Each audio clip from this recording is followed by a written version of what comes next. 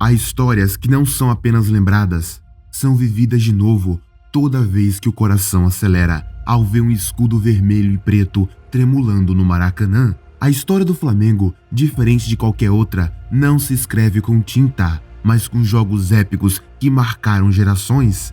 Cada partida foi um capítulo de um romance dramático, com heróis improváveis, viradas impossíveis e glórias eternas. E para entender o que é o Flamengo, é preciso voltar no tempo e sentir na pele cada momento que moldou esse gigante.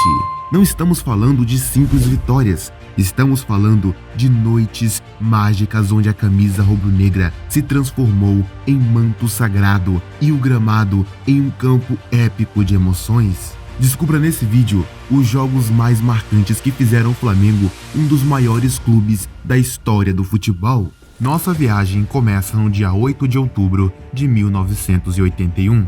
Essa data foi comemorada por anos pelos flamenguistas, por ter sido o dia do jogo da vingança. Para ser sincero, este episódio nem se inicia no dia 8, sim, em 15 de novembro de 1972, dia que o Fla completava 77 anos como clube de futebol. Isso mesmo, nesse dia, o Botafogo e Jairzinho, que inclusive marcou 3 gols, enfrentava o Flamengo em um jogo histórico. Histórico para eles, porque o Botafogo fez sonoros 6-0 no Flamengo, em uma das partidas mais humilhantes da história do Urubu. E para piorar, depois disso, todos os demais jogos a torcida botafoguense levava faixas para o Maracanã relembrando a data. Torcedores do Flamengo, amamos vocês. Escrito. Depois de 9 anos da pancada botafoguense, o Urubu, com seu time lendário de 81 com Zico como principal jogador e Nunes como artilheiro fominha, veio com tudo. A revanche aconteceria e todo o Rio de Janeiro parou para ver aqueles dois times se enfrentarem.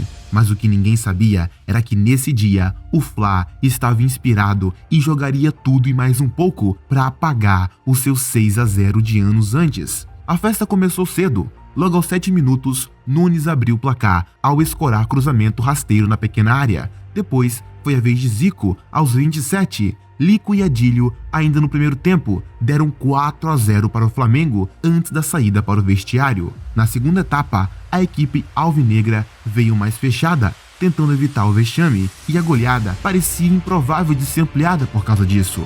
Mas aquilo não duraria por muito tempo. Com gols de Zico aos 30 e de Andrade após pressão rubro-negra, a 3 minutos de acabar o jogo, o Flamengo saiu com o placar tão desejado. Esse jogo calou a torcida do Botafogo. Finalmente, o Fla tinha devolvido o placar de forma humilhante para cima deles. Dentro dos vestiários, Zico e os demais jogadores fizeram festa com o resultado e começaram a se preparar para o Mundial de Clubes que estava chegando no mês seguinte.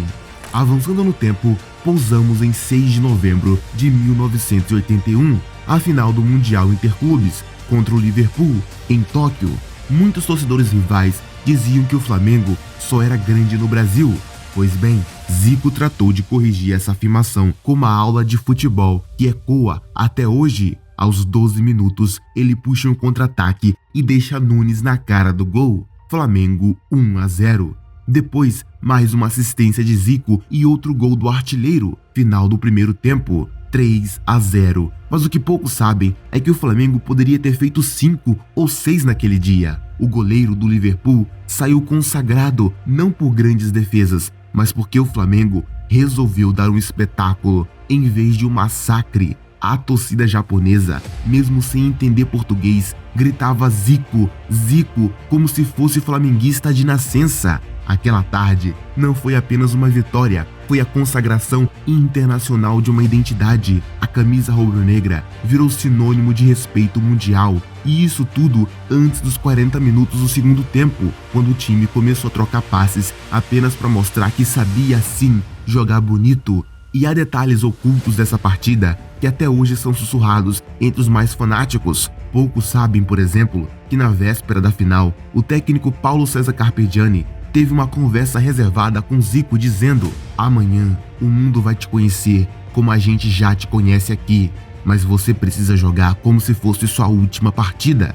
Zico não respondeu com palavras, respondeu com uma das maiores atuações individuais da história do futebol. Outro fato pouco conhecido é que o time do Liverpool entrou em campo achando que enfrentaria um futebol sul-americano lento e previsível. A preparação deles foi feita com base em jogos da Libertadores, sem imaginar a intensidade e a inteligência coletiva do Flamengo. Quando o jogo começou, eles estavam perdidos, desorientados, tentando alcançar fantasmas que se moviam com velocidade e técnica jamais vistas por eles. Os próprios ingleses, depois da partida, admitiram que aquilo não era um jogo, era uma coreografia de craques. Um detalhe simbólico: no intervalo, a comissão técnica do Liverpool discutia se deveria mudar a estratégia ou apenas evitar uma goleada histórica, porque ali, naquele gramado japonês, não havia mais dúvidas. O Flamengo não era só um clube brasileiro, era uma força global, uma tempestade rubro-negra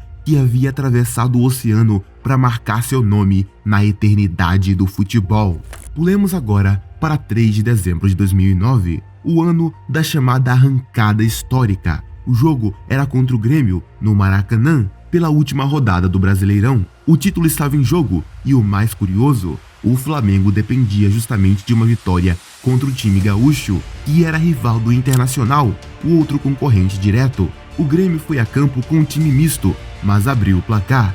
Silêncio no Maraca. Parecia que o sonho ia escorregar pelos dedos, mas aos poucos, com um roteiro bem escrito, tudo mudou. David Braz empatou e logo depois, Ronaldo Angelim, ele mesmo, o zagueiro que começou a carreira como servente de pedreiro, subiu mais alto que a zaga e marcou o gol do título. Aquela cabeçada mudou destinos, escreveu livros e estampou tatuagens. O que pouca gente sabe é que antes da partida, Angelim estava em dúvida se iria jogar. Estava lesionado e sentindo dores, mas entrou em campo mesmo assim. No fim, seu nome virou sinônimo de fé, superação e amor ao manto. Mas por detrás daquele título, existia uma atmosfera quase mística. Durante a semana, a concentração do Flamengo foi envolta por um silêncio diferente. Jogadores evitavam até brincar nos corredores do hotel.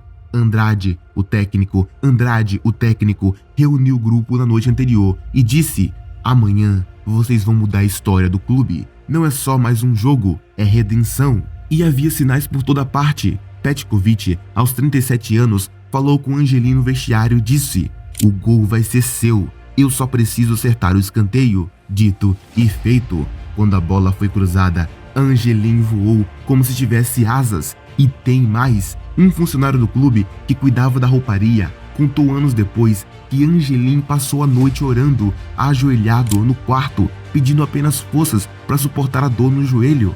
O médico queria poupá-lo, mas ele respondeu: "Se eu puder dar um passo, eu vou jogar." E jogou, deu o passo e saltou e escreveu um capítulo eterno. A camisa 4 virou relíquia. Na arquibancada, havia torcedores com rádios colados no ouvido e lágrimas nos olhos, como se testemunhassem um milagre. Não era só futebol, era o Flamengo virando lenda mais uma vez, contra tudo, contra todos e até contra o próprio corpo de seus heróis. A próxima parada é mais recente, mas já vive no imaginário eterno da nação: a final da Libertadores de 2019 contra o River Plate. Inclusive, tem um vídeo completo somente dessa Libertadores. Clique aqui em cima para assistir o vídeo. Até os 42 minutos do segundo tempo, tudo parecia perdido. O time argentino vencia por 1-0 e controlava o jogo, mas o futebol não é para aqueles que desistem antes do apito final. E o Flamengo? Bem, o Flamengo é especialista em reviravoltas. Arrascaeta deixou Gabigol na cara do gol. Empate poucos minutos depois, um erro da defesa e Gabigol de novo, a virada. O Maracanã, que vive dentro de cada torcedor, explodiu em Lima. Um detalhe pouco lembrado é que naquele jogo, Bruno Henrique jogou num sacrifício. Havia sentido a perna ainda no primeiro tempo, mas decidiu ficar em campo. Era a Libertadores, era o jogo da vida, era o Flamengo em campo. E quando isso acontece, não tem lesão, não tem lógica, só tem alma.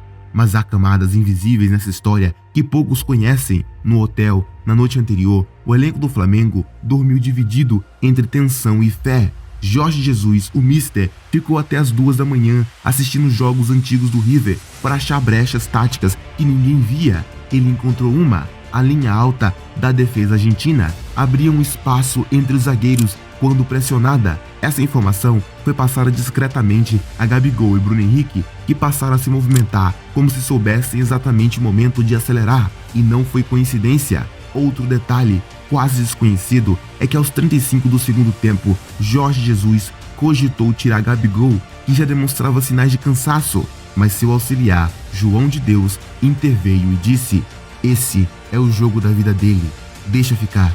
Decisão que mudaria o destino. E tem mais. Após o jogo, Arrascaeta revelou que vinha jogando no limite físico há semanas. Nos bastidores, a fisioterapia do clube ajustava seus treinos dia a dia para que ele pudesse estar em campo. No final, os heróis estavam feridos, exaustos, alguns até com lágrimas antes mesmo do apito final, mas estavam ali, presentes. A virada em Lima não foi só uma conquista continental, foi o grito de um povo que esperou 38 anos para voltar ao topo, um grito entalado que atravessou gerações e em 2 minutos explodiu como lava de um vulcão chamado Flamengo. Encerramos esta viagem em 2022, na final da Copa do Brasil contra o Corinthians, no Maracanã. A partida terminou empatada e a decisão foi para os pênaltis. Ali, sob a pressão de milhares de olhos e corações acelerados, foi Rodinei quem brilhou. Sim, ele mesmo, tantas vezes criticado, tantas vezes subestimado, cobrou com calma, com frieza, como se dissesse: "Hoje é meu dia." E foi. O Flamengo conquistou mais uma taça e Rodinei deixou o campo ovacionado. O detalhe curioso: aquela foi sua despedida com o manto. Ele já sabia que não continuaria no clube, mas deu sua última contribuição com a camisa, como um verdadeiro herói silencioso. Mas nos bastidores daquela noite aconteciam cenas que não passaram pelas câmeras. Minutos antes da decisão por pênaltis, dentro do vestiário improvisado no Maracanã, Rodinei ficou sozinho por alguns instantes no canto do corredor. Alguns funcionários viram o lateral ajoelhado, sussurrando uma oração que repetia uma frase: "Senhor, me dá paz no coração." Quando voltou ao grupo, sorria, disse Felipe Luiz: "Já estou leve, agora é com Deus." Poucos sabem que sua cobrança foi a última que treinou na véspera e errou todas. Mas naquele momento decisivo, com todas as luzes da arquibancada vibrando, como corações pulsando, ele acertou o chute mais simbólico de sua carreira. E ali, naquele instante, congelado entre o som de rede balançando e a explosão da nação, Rodinei deixou de ser coadjuvante para se tornar lenda. Ao fim do jogo, entregou sua camisa a um funcionário do clube como forma de agradecimento pelos anos de convivência. "Essa aqui é minha última como jogador do Flamengo, mas é tua agora", disse. Uma atitude simples, mas que define o espírito do Flamengo, gigante na glória, humilde na alma. Porque esses não são apenas jogos, são portais no tempo, são capítulos de uma saga que mistura paixão, sofrimento e glória como nenhuma outra. Porque o Flamengo não é apenas um time, é uma máquina de contar histórias e cada vez que entra em campo escreve mais uma. Afinal, quando o juiz apita, o torcedor não assiste a um jogo, ele vive um momento épico. O que achou do vídeo? Deixe seu like se gostou e aproveite e escreva nos comentários qual dessas vitórias mais marcou sua história. Muito obrigado a todos que ficaram até aqui.